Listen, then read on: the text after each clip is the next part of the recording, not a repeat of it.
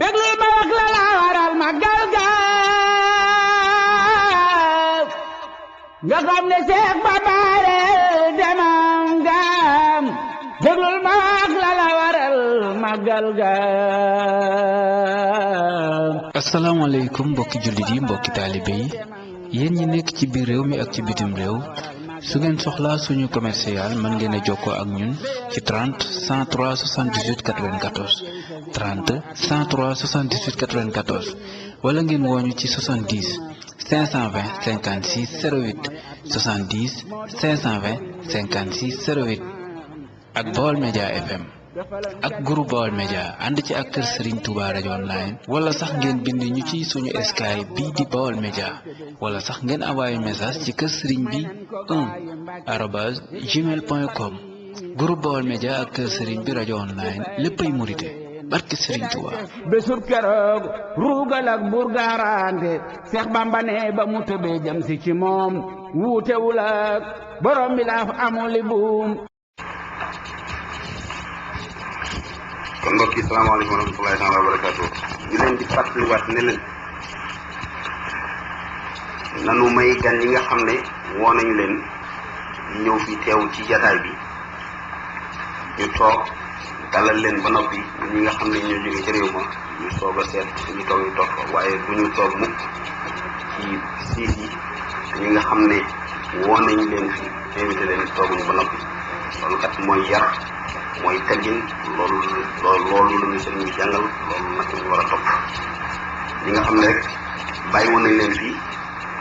ñuy nekk ci liggéey boobu nañ ko gën a dëgëral di gën a sàmm liggéey boobu di taxawu ko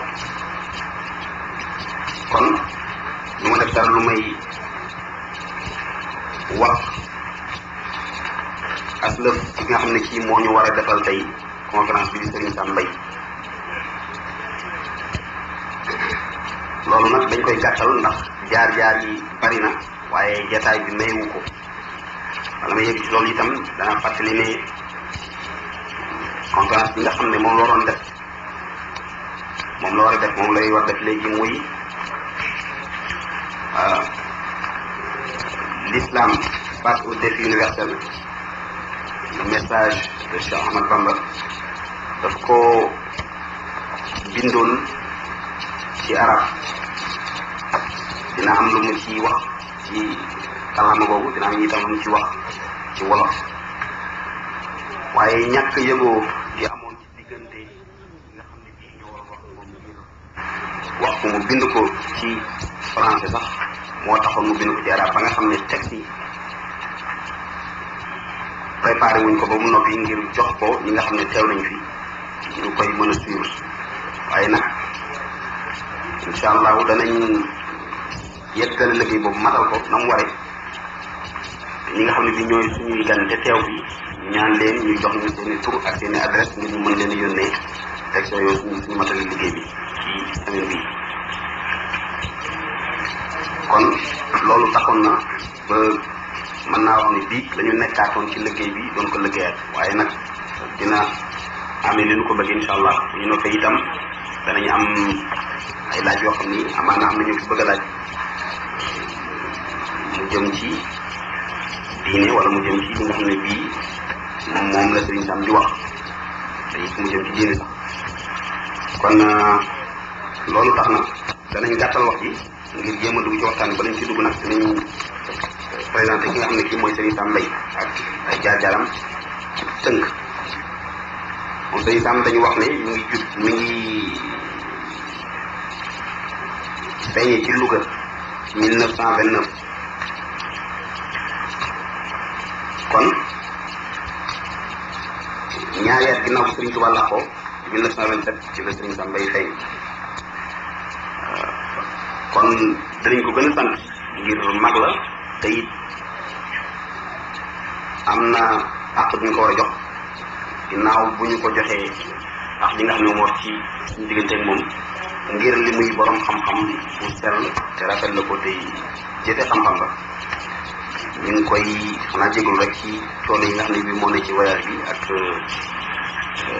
métier yi yeeg gàllankoor yi ci nekk yëpp mu ne jàng na alxuraan ci kër Serigne Babacar Touré ca Kokki ci daara yi sëriñ Mustaxiir Lo mu ne def na fa lu toll ci juróomi at ci biir loolu itam ñetti at yi yu ci biir loolu ñetti at yi ci juróom yooyu maanaam jàng na ko xam-xamu diine maanaam jàng na itam ca barab yooyee kalaama arab googu nga xam ne ci lay bind jàng ci ñuy wax grammaire naxu jàng ci itam fiqh jàng ci tawxiid tasawuf bi itam comme noonu mu koy taral waxe mu ci boppam mu ne jàng na théorie bi itam di ko jëfee loolu xanaa ñu bari am nañ ci luñ ci xam mu ne ginnaaw loolu jóge na Kokki dem ca dëkk ba ñuy wax Saint-Louis ci Sénégal ci Ndar ginnaaw bu mu amee certificat d'études ak brevet te jamono yooyu ca Ndar yeggale na itam njàngum alxuraan moomu ak xam-xam boobu am na ci lu mu ci gëstu ci biir Ndar googu yi mu doon jàngee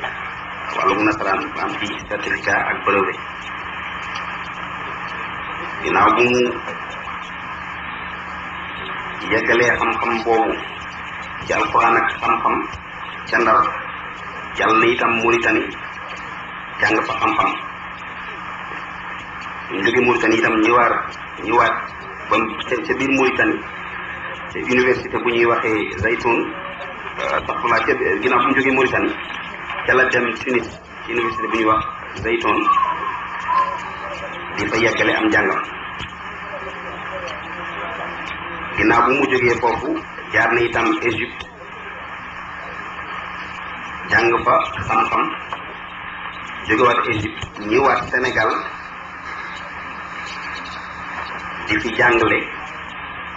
ci benn lycée bu ñuy wax lycée Faidherbe ca Ndar ne foofa Sénégal ginnaaw loolu itam loolu doy ko mu ñëwaat Dakar inscrire waat ci université Dakar di fa jàng arabe ak lettres modernes mu ne itam ci biir loolu ci la defee thèse doctorat troisième cycle ci Sénégal ginnaaw loolu moom ba tey muy continuer am njàngam ak i gëstoom ba inscrire na Sénégal ngir def préparer maanaam li ñuy wax doctorat d'état ci faculté des lettres de l'université de Dakar nekk nii nag jamono yi ñuy wax ak yéen ma ngay jàngale foofa ci université de Dakar ba tey ma nga fay jàngale ci liñ ci tënk dañ ko gàttal ngir waxtu wi xam na loolu mooy li nga xam ne bii ci la jaajaal Serigne Sam maanaam sax ñun yi nga xam ne ñooy wolof ñun amaana sax loolu soxluñu li ñuy soxla dëgg-dëgg mooy li Serigne Sam di wax ak njëriñ li ci génn ndax pour ci ki xam bu waxee xam-xam day dugg ci xol yi suuxat xol yi te buñ fàttikoo itam mag ñan ne woon ak Serigne Touba daan leen yar ñooñee soxlawuñu woon ay diplôme ak i doctorat te Serigne bi def na ci ñoom loo xam ne lii bu ñu waxee li nga xam ne ñii gànnaayoo nañ xam-xam mënees naa wax ne moom mënees na ko féetale foofu kon dafa fekk na ñaari wàll dafa am maanaam wàllu adduna ak xanaa wala wàllu baatin wàllu saa yi si faaw ñu wax ay jaar-jaaram ba ñu xam ne du waajuy wax di tàndalee ka defee li muy wax da ko wér ci xam-xam comme noonu ko asma waxee ci njëlbeen nga xam-xam li muy wax ci la ko wér itam am xam-xam ku ne war ngaa déglu boo dégloo di nga dégg ndax lu dul dëgg moom lu ne xolo koy bañ waaye nag li muy wax comme ni ñu koy faral defee Sénégal dina dugg ci biir xol yi waxtaan wi nag mi ngi ko tër ci maanaam jànkoonteeg lislaam ak jafe-jafe yi adduna yi mu ci wax ci biir loolu man la ci Sëriñ Tuubaa di digle jamono yi nga xam ne dem nañ tey ba lislaam ñu bari di ko foyee wala ñu koy jéem a néewal doole loolu moom dina ci indi xalaat bu yaatoo yaatu xalaat boo xam ne bi itam bu ñu mën a dégg la kon du ma def dara lu may jox ko micro bi mu tàmbali ñoo ngi jégalu ci jàq yeeg dog-dog yi asalaamaaleykum wa rahmatullahi taala wa barakatuhu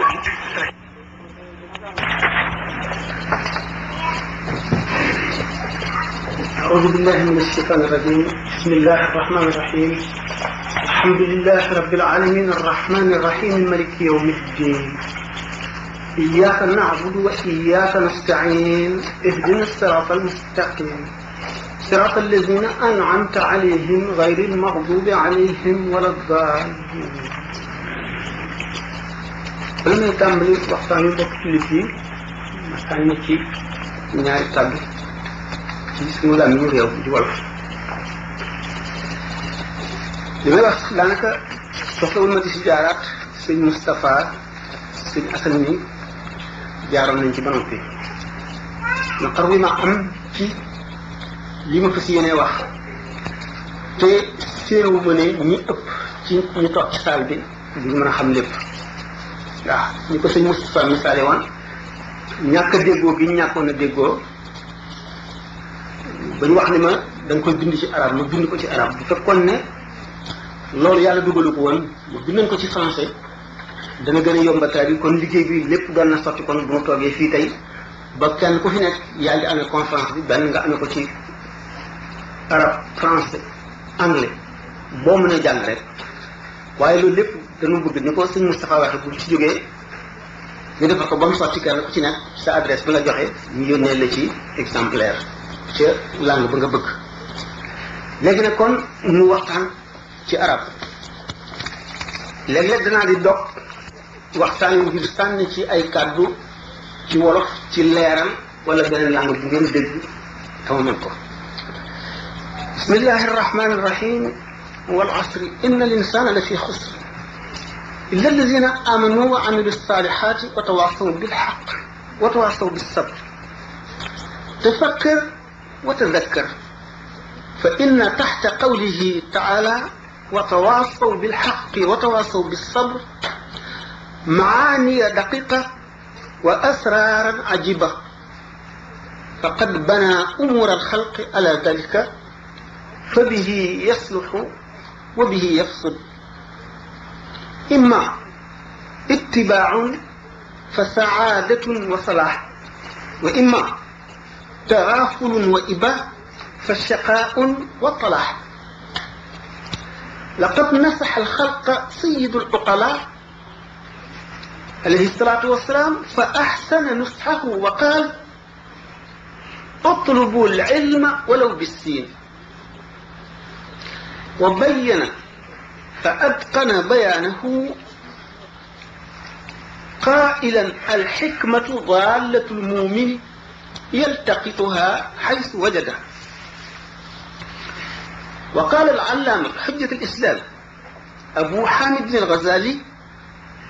عليك بالعلم فإنه القطب وعليه المدار واعلم أن العلم والعمل جوهران من أجلهما كان كل ما قرأ فالحكم العقل مصلحا بالعلم فالإنسان كما قاله جمال الدين من أكبر أسرار هذا الكون وسوف يستجلي بعقله ما غمض وخفي في الكون وقال محمد عبيدة العقل هو جوهر إنسانية الإنسان للإنسان وهو أفضل القوى الإنسانية على الحقيقة. فقد جعل الله قوة العقل للإنسان محور صلاحه وفلاحه، فبه افترق وتميز عن الحيوانات. العقل نبراس ينير طريقه في أموره المادية والحسية، فإذا كان هذا العقل وحده لا يكفي لحل بعض المشكلات أو بعض المعضلات لأن له حدودا لا يتجاوزها، فالرب تعالى أرسل رسلا لهداية هؤلاء البشر في كل ما لا يستقل العقل بدركه. فالوحي يمهد السبيل للعقل في كل ما يشذ عن إدراكه، ويغتر العقل أحيانا ويحسب نفسه كافيا وافيا أن يصيب الغرض في هذه الحياة في كل زمان ومكان، جاهلا أن لقواه حدودا فتزل قدمه بعد ثبوته، وترى رأسه فجأة موضع حذائه. لا بد أن يكمل العقل بالوحي فيكون الإنسان خليفة ربه في الأرض. doomu adama bi ko suñu borom sàkkee indi ko ci àdduna muy lu ñu tuddee xalifatullahi, mu wuutu yàlla ci kaw suuf, ndax malaaka mënul wuutu yàlla ci kaw suuf, ndundat mënul wuutu yàlla ci kaw suuf, nit dong mën wuutu yàlla ci kaw suuf. ndax ci gàttal nit bi ko yàlla sàkkee lépp lu mu sàkkoon daf ca sàkk dugal ci biir doomu aadama, mu am lu mu bokk ak baahima yi, am lu mu bokk ak malaayika yi. ñu dugal ci moom leneen loo xam ne amul ci baahima yi, amul ci malaayika yi. ndax bi yàlla xamalee malaayika yi ni leen damay sàkk ku may wuutu ci kaw suuf te doomu aadama lay doon, dañu ne ko dangay wàcc ci kaw suuf koo xam ne day tuur deret di tooñ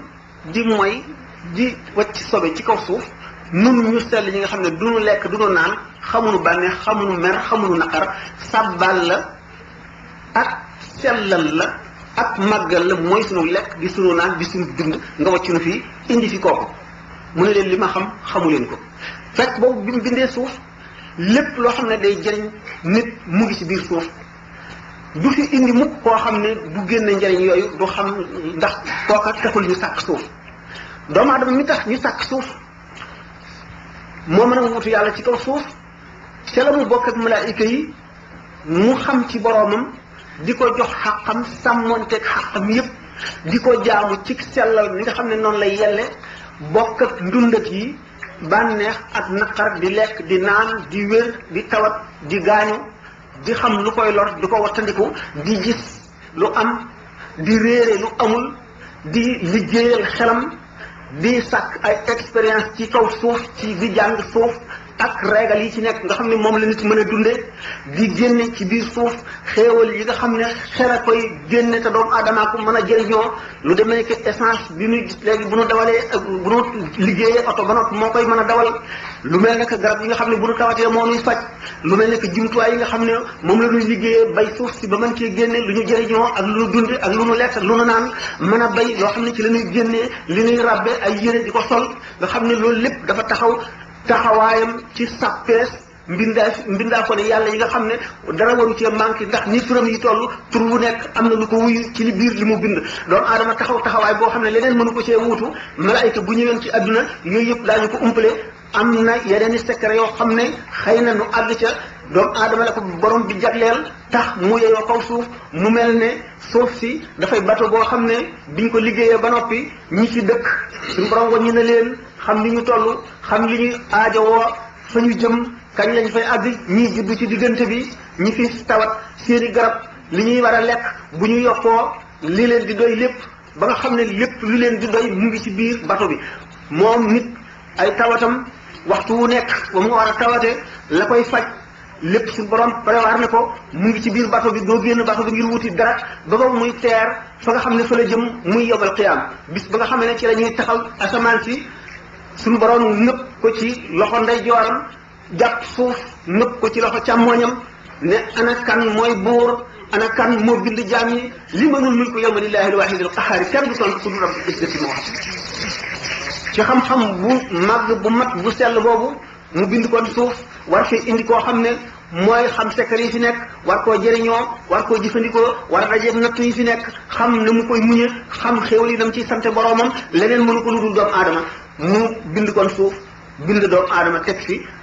wan malaayika yi nit ne leen da ngeen a juum xamu leen li suuf si tax ma indi si kii jaasi paaka kadir ndab safara lu mu ci woon malaayika yi ne leen lii lu mu duñ xam na mu tudd duñ xam la muy jëriñ mu ne aadama jàngal leen aadama ñu sampal ko siis ci kaw suuf mu jàngal malaayika yi ci lépp loo xam ne ni dana sosu ci kaw suuf ba ba suñu borom di taxañ jëndam bi mu di leen ko jàngal kooku mooy professeur bi njëkk a jàngale ci li yàlla bind muy aadama élèves yi mu njëkk a jàngal wala étudiant moo di malaayika yi suñu borom wan leen ne lépp xalifatulahi fil ardi ngi nii loolu nga xam ne boo fekku leen ko ci am na la ngeen xam ne moom ngeen waroon a jagoo fekk na leen ca ba moo leen ca raw daan ko waxtaane insha allah أما نحن فنقدم لذلك مثالا نظنه موافقا للواقع وهو أنه تعالى لما خلق الله الأرض وخلق آدم جعل الدنيا كالفلك غادر محل انطلاقه قاصدا محطة انتهائه وجعل فيه كل ما يحتاج إليه الركاب وعرف عدد من يولد في الطريق كل بتاريخ ميلاده ووفاته وقدر ازديادهم مقدارا وزمنا ومكانا وعرف الأمراض التي ستعرض لهم كل مريض في وقته وجعل فيه أدويتها وقدر الحوادث والأقوات وكذلك طبائع الأماكن والمناطق اللواتي يجتازونها في ظفرهم إلى الانتهاء حتى لا يختل نظام ولا ينقص حاجة وكل شيء موجود ومقدر بكمية وكيفية ووقت وركب في المسافرين عقولا وعلمهم كيفية كل عمل وأداة لقضاء حوائجهم وعلم آدم الأسماء كلها ثم عرضهم على الملائكة وزاد بعضهم بسطة في العلم والجسم وفضل بعضهم على بعض في كل شيء وكل متخصص في ميدان وجعل منهم رؤساء قادة ووجهاء سادة وعلماء وشرفاء ووضعاء والواجب على كل أحد أن يؤدي واجبه ويعرف قدره ويقف عنده وهم مع ذلك سواسية كأسنان المشط شرعا بالقسط والعدل فكل تفريط يقع في الفلك من قبلهم يجر عليهم الوبال وكذلك كل إفراط وما كان الله ليظلمهم ولكن كانوا أنفسهم يظلمون ثم كتب لهم دفترا فيه القواعد العامة التي تهديهم إلى الصواب في كل نازلة في كل محل في كل حاجة وفق ما قدر في الفلك وهو الدفتر الذي يحكم الفلك وركابه في كل شيء وذلك الدفتر هو القرآن مفسرا بالسنة فإذا أراد أهل الفلك أن ينبذوا وراء ظهورهم هذا الدفتر وكتبوا لأنفسهم دفترا آخر من وهمهم المضل وجهلهم المظلم المركب ضلوا وأضلوا عن سواء السبيل gis ne kon doomu aadama bu ko yàlla sàkkee indi ko ci adduna am ay règle yu ko régir yoo xam ne bépp fu doomu aadama bëgg a àgg yoon wa tëral nañ ko mu war a kon jàng ba xam yoonu li mu bëgg ngir mën a àgg ca li mu bëgg jàng bi muy jàng li mu bëgg ngir bëgg ca àgg aajowoo gi mu aajowoo loola te xam ko tëdd ci xam-xam bu mu jóom gannaaw nag buñ ne bato bi règle yi moo ko régir lii rek mooy atte bi te loolu buñ ko seetee mooy alquran nga xam ne alquran mooy téere bi wér bu authentique te mag ci kaw suuf mboolem téere bu ko fi jiitu wala nga ñëw fi gannaawam tuuti buñ ko seetee benn wérul wala lu bari soppi ko na ca wala lu bari manqué na ca wala njuumte yi bari na ca lool. alquran ba mu wàccee ba fii nu toll raw na science raw xelum doomu aadama yi dañu boo ba léegi di ci découvrir maanaam di ci sulli ay xam-xam yoo xam ne science fare woon naag àgg ca te ndeke alquran moom weesu woon na ko ba xamaloon ko doomu aadama yi duñ ko xam nag ñoom ba tey ñu ca àggee ñu gis ne kon bu doomu aadama yi ne ci kon gaal gii nu dëkk kat dañuy sànni deftar boobu nga xam ne moom lañ fi indi duñ ci wéy dañuy sàkk ci sunu xelum bopp ak sunu xam-xam beneen téere boo xam ne moom la ñuy dundee fii ci biir bato bi yàqu-yàqu ñëw na nit li mu xam li mu néew tey rek la yam xamul ci ëllëg dara démb lu ci bari fàtte na ko li mu xam tey leeru ko nañ ndax bis bu ne mu di ci sulli ay njuumte yoo xam ne xamu ko ci woon ba xam-xamam moo tax ñuy gis ne day màgg rek xam-xamu yàlla nag du màgg ndax lépp a teewandoo fi moom amul tey ak ëllëg ak démb lépp mu mel ne tey fi moom suñu borom comme ni ñu koy faral a waxee rek muy jamono muy béréb mënu koo ëmb kon amul ëllëg moom mi nga xam ne nag lépp la sëppoondoo gisandoo lépp mu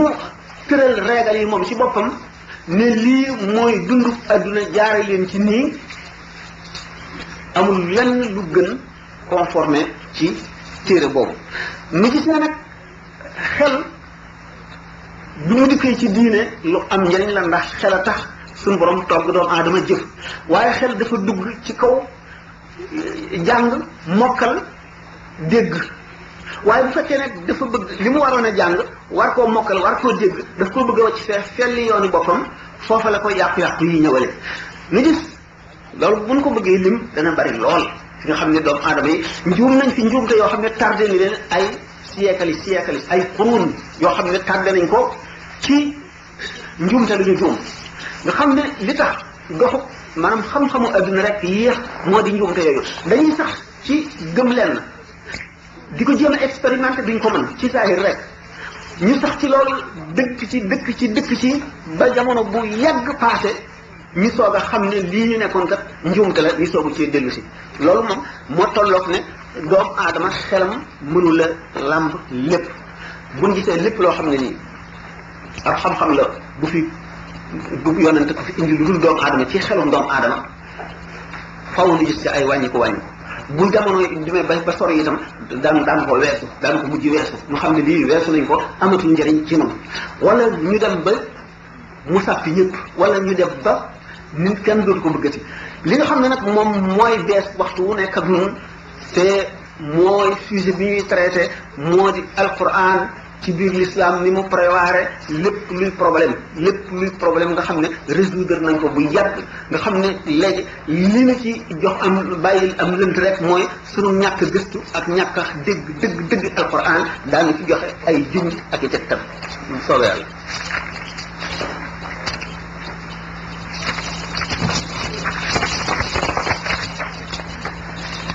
لذا كما قال أحد المثقفين فإن الإسلام ليس عقيدة دينية فحسب وإنما هو طريق لحياة تتمتع بنظام حكومي خاص وقوانين خاصة ومؤسسات خاصة ويسود الاعتقاد أن النهضة العلمية في أوروبا قد قامت بفضل الفكرة الإسلامية التي كانت لها باعثا في الأساس. اعتبروا هذه الناحية التي كانت لها باعثا في الأساس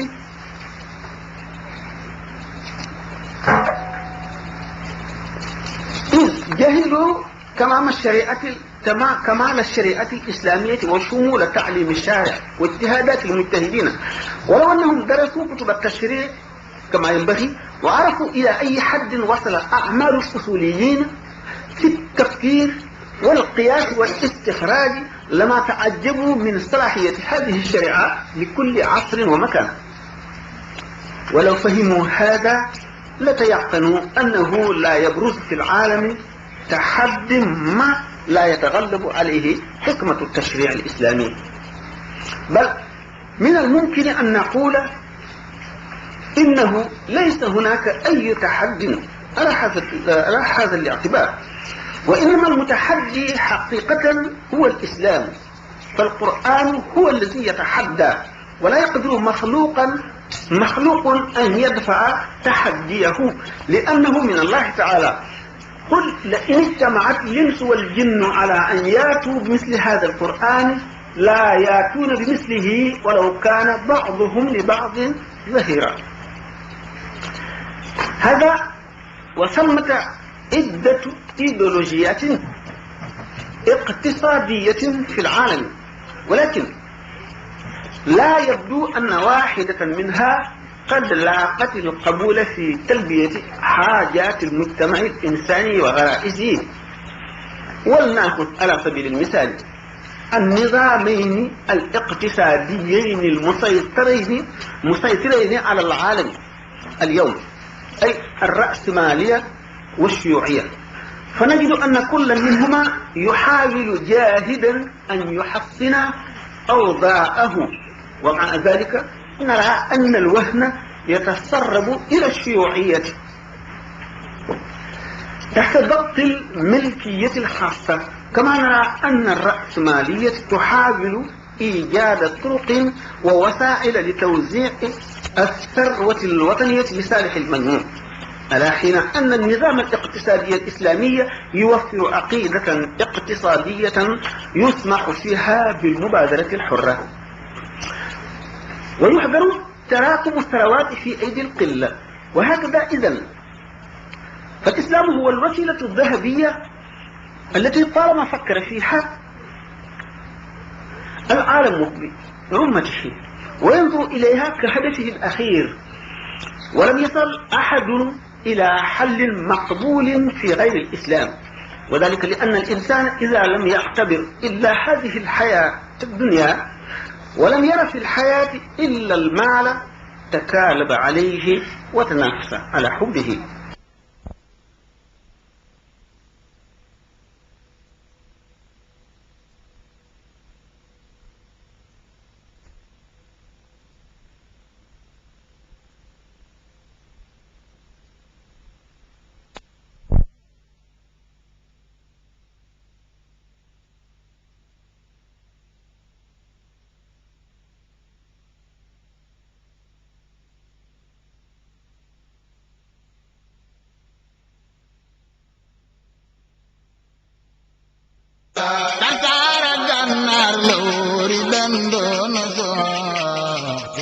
mbokk yi jamono yii nag Baol Média FM 1 mi ngi lëkkaloo ak Baol Média FM 2 su ngeen bëggee wéyal waxtaan wi ànd leen ak ñun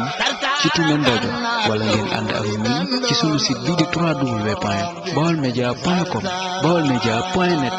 wala www.mbackebaol.com. yéen a ngi ñu déglu itam ci baolmediainfo.com. jamono yii nag kër Serigne Touba rajo online moo lëkkaloo ak Baol Média FM 2 ak Baol Média FM 1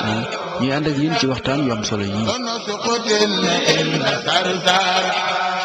yàlla hamdi wa shukri liman